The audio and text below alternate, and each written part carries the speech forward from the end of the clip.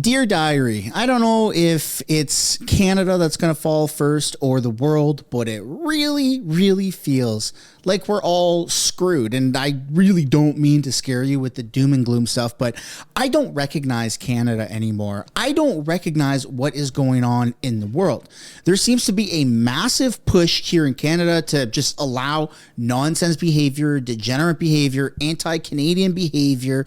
It's very insulting to those that live in Canada, follow the laws, tax-paying citizens. That's its own issue, which we are going to focus on. We're also going to be looking outside of Canada at just kind of the bigger picture and how, first of all, America doesn't respect us. Second of all, America doesn't respect the world, it seems. America, at least the Democrats, are pushing for absolute chaos, like end of times stuff. And of course, I'm talking about Russia and this World War III that seemingly has already started. And I'm pretty scared. I'm pretty scared. Normally, I do an okay job at being able to consume the news and not get totally freaked out, but it's making me focus on my family emergency preparedness response, my contingency plans, all of these things, because I really feel like shit is about to hit the fan. And I encourage all of you to be absolutely prepared in whatever that looks like to your interpretation. Now, you can go and get prepared in the real world, get, beans and rice, all that stuff, but you also have to be prepared online and protect yourself, which is a phenomenal segue into today's sponsor. I'd like to thank today's sponsor, Private Internet Access. We've teamed up together and we're offering my audience 83% off for using code SUNSHINE, which can be found linked down below in the description or the pinned comment below. It's no surprise that we're living in a time of censorship, and Canada is unfortunately leading that race because of Justin Trudeau. Now, Justin Trudeau wants to make sure that you can't see the news. He wants to make sure that you can't see certain content on streaming platforms like Netflix, Hulu, Crave, and you shouldn't have Disney Plus because, of course, our finance minister said if you can't afford things, you should cancel Disney Plus. So the way around this is through a VPN such as Private Internet Access. Now, for those who don't know what a VPN is, it's a way to encrypt your data, basically putting a cloak over you so that you can freely browse the internet without feeling like your personal information is at risk or the government getting and selling your personal information. And the best way that I like to go about this, the best cloak that I like to put over myself is Private Internet Access, which again can be found linked down below in the description or the pinned comment below for 83% off. Thank you, Private Internet Access, for sponsoring this video. So we're going to be taking a look at quite a few things in this video. We're going to start off with some Canadian stuff because, of course, this is a Canadian channel. Then we're going to be talking about how there's like some threats going on with our borders between Canada and America. And America is really highlighting the fact that Canada is dropping the ball on security and they don't want people crossing from Canada into America. Then we're going to talk about how the world is probably going to end because of World War III. And then we're going to finish it off with some more how Canada is dropping the ball. Go figure. Canada kind of sucks. At least our leadership does right now. Welcome back to the channel. Welcome back to another video, everybody. Before we get into it, I do want to encourage you all to smash the like button and subscribe if you haven't already. It does really help grow the channel. And without further ado, let's get into it. Starting things off with tape. That's right, an Ontario man duct taped by airline passengers after allegedly trying to open a plane's door at 30,000 feet. Now, yes, I agree with the top comment, W to the airline passengers, but that is also like a tremendous fear. I've never really had a fear of flying, but now that you kind of think about it, you're on a plane with 100 to 300, 400, 500, however many people fit on a plane, random people. You don't know what other people's intentions are, where their state of mind is, and opening a door like that could cause a lot of damage and potentially even kill a lot of people. And so that's kind of scary. And I'm not saying I'm never going to fly again, but I don't know if I trust people enough to fly. And speaking of not trusting people, we have to relook at what happened in Montreal, because this is what is making a lot of people not recognize Canada.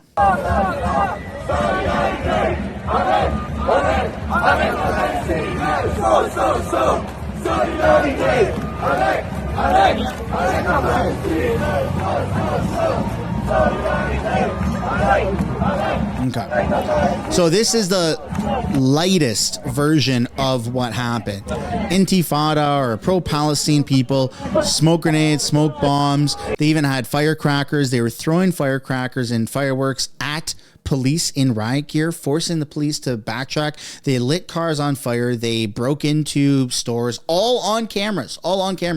And while all this was happening, this is what's causing a lot of people to lose faith in our country, is our leader, our capitaine of Team Canada, Justin Trudeau, was where?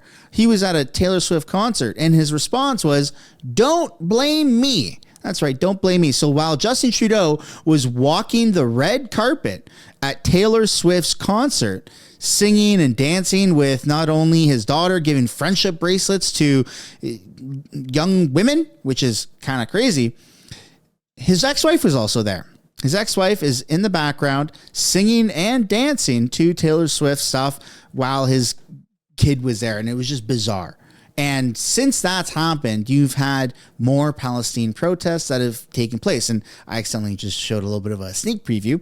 Ezra Levant, who is the owner of Rebel News, Canada's largest independent media, got arrested at a pro-Palestine rally. And we're going to take a look at the video here because it's crazy. I mean, he was just there documenting, and he got arrested for no real reason. I want to film. I want to film permitting on our city streets. There are Holocaust survivors here. Back to the media. Peaceful protest. They think that these protests are peaceful. You can burn cars. You can take a hammer to storefronts, glasses, break the glass. You can throw fireworks and firecrackers at police as long as you are waving a Palestine flag. And that is the new golden standard for a peaceful protest in Canada. Bouncy castles, giving Tim Hortons coffee to people, cleaning up the streets. That's radical Nazi behavior, according to Trudeau. But throwing Molotov cocktails at cars, that's a peaceful protest. Yeah. Right now, it's not peaceful because you don't uphold the law.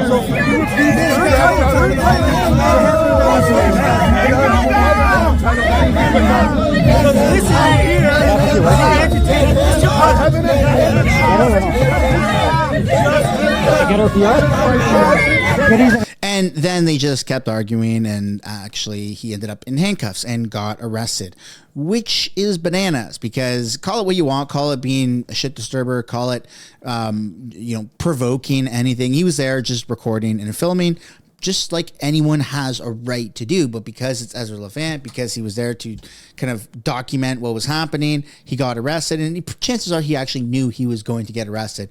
But this is insane. I don't recognize the state of Canada, and either does America. And in this clip here, we're going to be taking a look at the fact that America actually believes that there is a really large issue with the border security between Canada and their country. And I'm not saying that America's going to build a wall between Canada and America, but kinda. I think they're ready for it.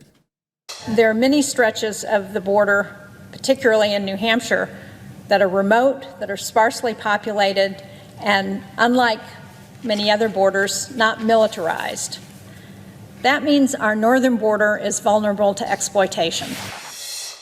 Thank you so much for joining us today, Senator Risch and Senator Shaheen. It's a rare thing in this day and age to have a bipartisan interview, so we appreciate the chance to speak to both of you. We appreciate it too. It's not rare for us. We do this a lot.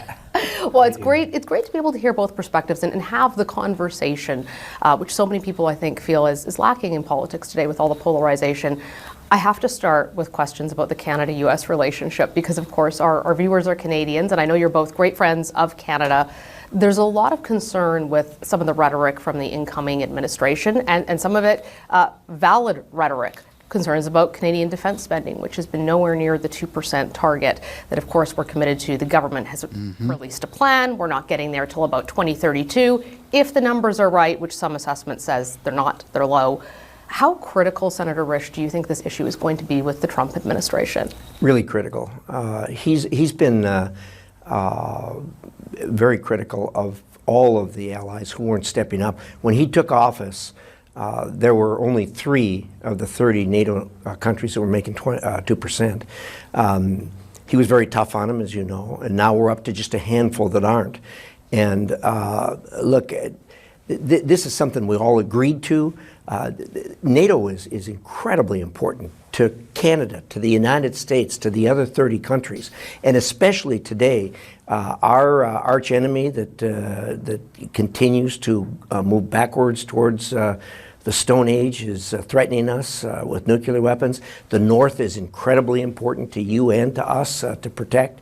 So that's a very disingenuous thing to say, and I'm by no means trying to defend Russia. But what we're taking a look at now is the fact that it's not Russia that's instigating this. At least it doesn't seem like it's Russia. It seems like they're just defending themselves. The problem seems to be not just NATO, but the Democrats in America, Joe frickin' Biden. And now we're going to be taking a look at what the heck is going on globally and how this is going to affect all of us. So you even have former U.S. General Michael Flynn is calling to remove Biden from office for trying to provoke World War III with Russia. It's gotten so bad that Joe Rogan is slamming Zelensky. He's slamming Biden for trying to start World War III before Donald Trump is inaugurated, which is something that a lot of us probably are simultaneously thinking, or at least theorizing. And keep in mind, this is shared by the official BRICS News account, which is bananas. But let's take a look here. They're launching missiles into That's Russia. Yeah.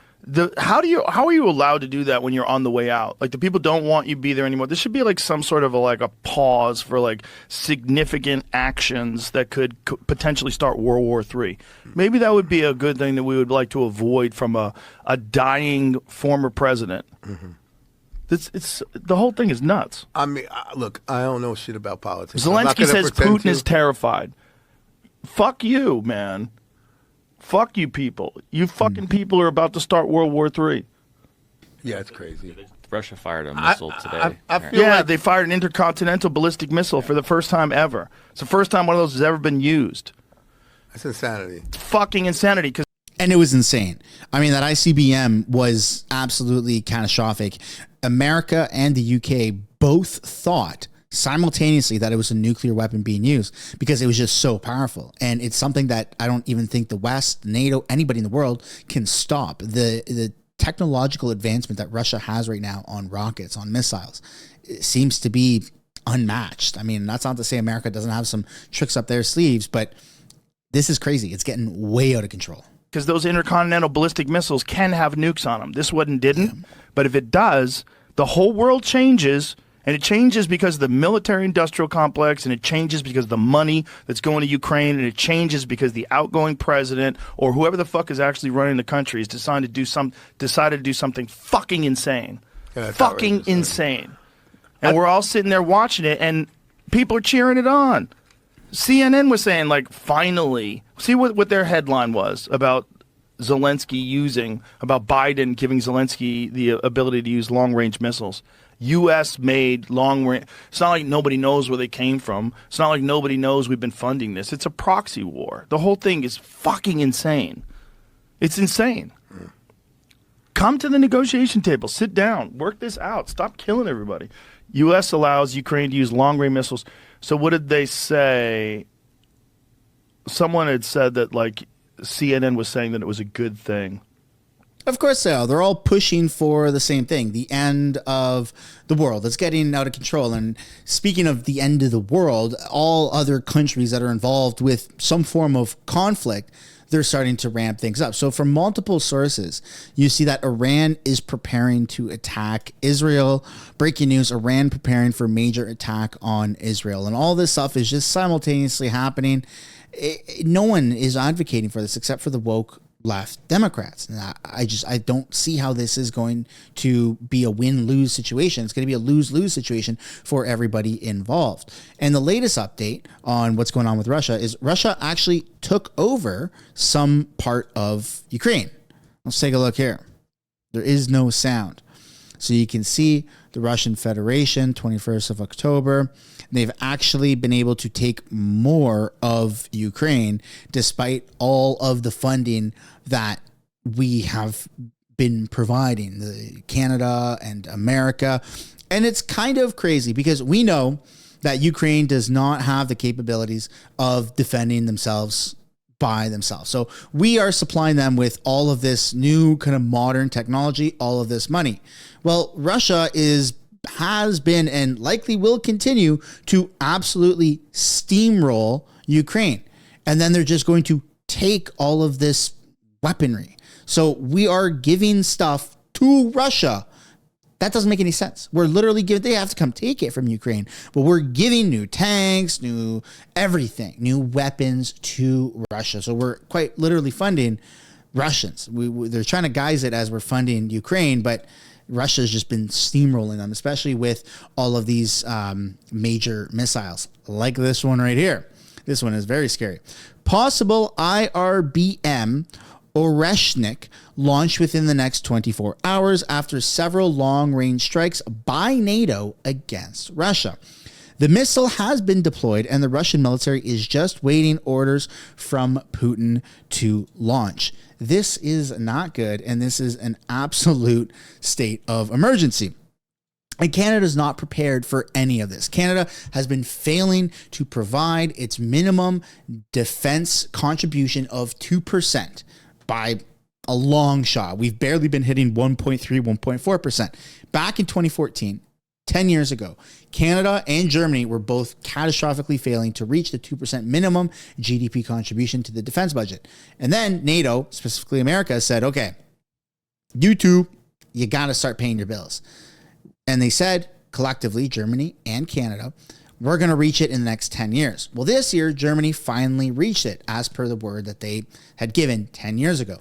Canada has not. In fact, Canada's saying, yeah, we need another 8 years to hit our target of 2%. And NATO is unhappy. America specifically is unhappy, which is what we're going to be taking a look at right now. Vashi from CTV sits down with somebody, which you're going to see in a moment, and talks about the failing commitment of Canada not hitting the minimum 2% contribution. With me now for an exclusive Canadian broadcast interview is Chairman of the U.S. House Intelligence Committee, Ohio Republican Congressman Mike Turner. Congressman Turner, pleasure to meet you and welcome you to our program. Thanks for making the time. Vashi, thanks for having me. Last month, you wrote an op-ed in Newsweek, the headline of which certainly garnered a lot of reaction here in Canada. Trudeau, you wrote, not Trump, is the greatest threat to NATO. Why do you believe that? Well, I think, you really couched it in terms of, the issue here is that when NATO came together at the Wales summit and agreed that all countries would aspire and reach a 2% commitment of defense spending, it was an agreement. It wasn't a policy debate. It wasn't something for them to go back to and decide later whether or not they 2% minimum contribution, not, hey, we would like people to hit 2%. The fee to get into the establishment, the cover charge, the cover fee is 2%. That's it.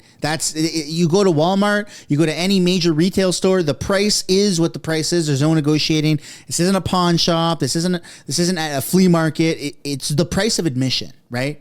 And Canada has not been hitting that target. They would do. It was an agreement, and the countries that have failed to do so have not reached really their obligation to the other countries in the alliance. Today, as we look to what the threats are to other countries, every country who's not reached that is really failing in their commitment to the others. Now, the United States and Canada have strong relations. I'm here very proud to be in Montreal as part of the NATO Parliamentary Assembly meeting here in Montreal. It's exciting that Canada is hosting this meeting. But at this meeting, one of the biggest discussions will be those countries who are failing to live up to that Wales commitment of 2%. And what, in your view, is the consequence for those allies who aren't in the structure, within the structure of the alliance? Like, will anything happen? For example, beyond, I know what you're going to talk about, the actual threats that exist, but like, is there any tangible consequence within NATO if you don't live up to that pledge? Well, currently there is not, and that's really the sad part is that those countries who see no consequences have just decided not to live up to it. Right now with Russia's aggression in Europe, Vladimir Putin has openly made statements threatening England. He has openly made statements threatening London. Tomorrow, if he decides to attack England or London, Canada is not able to rise to its obligations in NATO to help defend England. So this has been a significant issue in this country for a number of years. And over the nearly decade-long lifespan of the government, I've asked a variety of defense ministers, why we haven't, until this July at least, laid out a plan to get there. And often their response has been to call the target arbitrary and to point to things that they feel are not taken into account. So, for example, the role that we play in leading the NATO mission in Latvia, the training and the resources that are involved in something like that. How would you respond to that? Well, every country has additional items that they do. Certainly the United States does, Germany does. But I think here for Canadians, they should look just to their own performance of their military. The Canadian military has in so many areas, not just in the 2%, in areas where it's just not performing. And the fact that, the Canadian military was going to be fielding F-35s and that mission continues to be put off means that there are careers of potential, Canadian pilots that will never have flown F-35s, where you have Norway, a country much smaller with much less resources, that will have had pilots that reach the capabilities of being F-35 pilots and that could go on in the future to contribute their expertise of having achieved that level of expertise. I think there's just greatness that Canada can achieve that is just being put off. That is not accomplished when you don't achieve what is that agreed upon level of 2% spending. We spoke a moment ago about the lack of consequence within sort of the structure of the alliance, but the incoming president has, at multiple different instances, talked about the consequences, in his view, of allies who do not meet that target. In fact, at one moment during the campaign, even said that, if allies don't, that Russia should do or could do whatever the hell, I think that was part of my language, the hell they want to those allies. Do you think that the incoming president is serious about that? And B, what would you expect the consequences vis-a-vis President Trump to be for an ally like Canada who is not meeting the target? I think his comments are clearly rhetorical, and what you're seeing him saying is this 2% is important. It really does have consequences, and it has consequences across the alliance. And what he's showing really is that it's not just theoretical. Every day that someone in the alliance does not reach that 2%, it has direct consequences to our ability as an alliance to defend ourselves against authoritarianism, to the threats that we have to democracies, and so there is a risk, and that risk is borne across the entire alliance by everyone when someone fails to reach that 2%, as you recognized, which was agreed upon. Do you think there will be, I guess, more specific consequences for Canada? You'll know, as a congressman representing Ohio, how important the trading relationship between our two countries is to both of us, but in particular because of the relative size of our economies to Canada. The prospect of tariffs, the prospect of renegotiating NAFTA in 2026 all lay on the table before us. Do you think there is a world in which the incoming president ties our level of defense spending directly to the prospects of free trade with your country? I do believe that as NATO takes up this issue of countries that are not meeting their agreed upon 2%, there will be some difficulty in the future, in part because I do think that 2% number is going to be increased. I think that as you look to Russia, as you look to the threat of China, as you look to what authoritarian countries are doing, the fact that North Korea, Iran, China, and Russia are coordinating, collaborating, that number is likely going to go up. So as part of it, the number increasing and the gap being wider, there's probably going to be a greater discussion as to what is that going to mean for those countries that are not meeting the requirements. And in that, it's probably going to be a very difficult discussion for those countries who are failing. Congressman, you've also written that 2032, the date by which, or the year by which this government has articulated they would meet that target, is too far off. What would not be too far off in your view? Well, I mean, the Wales commitment has been for a very long time. You're already past due. So I think that the problem is that it's not just really this 2% number that was agreed to in Wales. It really is just the functioning capabilities of the overall military. I think even if you look at other metrics, the Canadian military needs desperate investment right now to be able to have both its military equipment, its personnel, its training. There are so many different areas of immediate investment that need to occur that the 2% really will be easy to accomplish if you just begin to address the areas in which there's immediate needs for investment. And just one final question on the nature of that threat, as you have referenced. You were, in your capacity as chair of the committee that you do chair, one of the first people to sound an alarm over Russia's space-based nuclear threat. This week, the president of Russia, Vladimir Putin, lowered the threshold for the nuclear doctrine. And I wanted to know, based on your knowledge, your expertise, your experience, how you interpret that. Well, I think the threat that we're facing from Russia is real. The aggression that we're seeing in Ukraine is not isolated to Ukraine.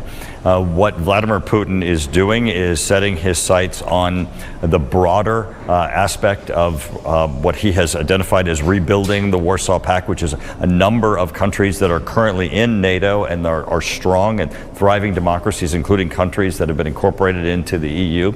Only by our having strong alliances in the West being committed to fighting authoritarianism and supporting democracies are we going to be able to sustain this, as Russia is garnering the support of China, working both to tie North Korea and Iran and their weapons productions to his military aggression. This really is a very difficult time that we're facing over the next 2 to 5 years, and it's going to take every nation, including Canada, to come to the recognition that we are facing a unified front from our authoritarian adversaries, and it is going to take strong work from our allies to make certain that we retain a very unified front to ensure that we don't face broader conflict. Congressman, I'll leave it on that note. I appreciate your time today very much. I don't like the fact that American politicians, American senators, even Donald Trump himself has said Canada's contribution to NATO, the defense budget, is lacking, and we're going to have to revisit this as time goes on. I mean, for crying out loud, I even did a video within the past couple of weeks where Donald Trump said, if Canada isn't paying the bills, or he didn't say Canada specifically, but he was very clearly referring to Canada, and Russia were to invade that country, we got to look, is that country, Canada, paying the bills? If not, there's not much we can do. And it was just funny, but also extremely scary. And I think that we need strong leadership. We need someone who can lead this country, not from a Taylor Swift concert, but from the office, from his office, doing what needs to be done, working on behalf of what's in the best interest of Canada and Canadians. That's my own personal opinion. I would absolutely love to know yours, not just specifically about that, but about any of the topics that were covered in this video. This is the end of the video. If you haven't yet already, I'd like to encourage you guys to smash the like button and subscribe, and I'll see you in the next one. Bye for now.